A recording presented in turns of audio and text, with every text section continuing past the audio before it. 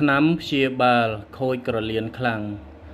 ជំរាបសួរពុកម៉ែបងប្អូនជាទីគោរពទាំងអស់គ្នាខ្ញុំបាទគ្រូថ្នាំឱសថបុរាណប៉ុលសេរីសញ្ញាតបាល់បុកថ្ងៃនេះសូមចែករំលែកថ្នាំព្យាបាលខូចក្រលៀនខ្លាំងដល់ដំណាក់កាលលាងឈាមក៏ដោយដំបូងពុកម៉ែបងប្អូនទៅរកស្លឹកញចំនួន1ក្តាប់ដៃស្មើនឹង10សន្លឹករើសយកស្លឹកចាស់ទី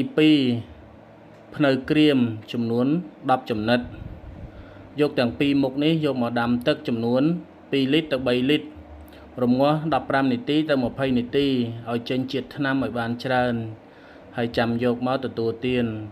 ការទទួលទានមិនកំណត់ពេលនោះទេចង់ហូបពេលណាក៏បានដែររយៈពេលទទួលទានចាប់ពី2ថ្ងៃទៅ3ថ្ងៃឡើងទៅអាការៈដែលនឿយហត់អស់កម្លាំងបាត់បង់គ្រាប់ឈាមឧស្សាហ៍ចុករយក្នុងចង្កេះមុខមាត់ស្លេកស្លាំងដែលបណ្ដាលមកពីបញ្ហាខូចក្រលៀនពេលដែលបងប្អូនបានទទួលទាន3ថ្ងៃឡើងទៅហើយធានាថាធ្វើឲ្យក្រលៀនរបស់បងប្អូនបានល្អប្រសើរឡើងវិញជាលំដាប់សូមព្យាយាមហូបឲ្យបានរយៈពេល1ខែឬក៏2ខែធានាថាបងប្អូនដែលកំពុងលាងឈាមគឺមិនបាច់ទៅលាងទៀតទេនឹងបានធូរស្បើយហើយនឹងបានជាសះស្បើយទៅថ្ងៃអនាគតជាជាបំខានរូបមន្តនេះមានគេធ្វើបានផលច្រើនគ្នាហើយ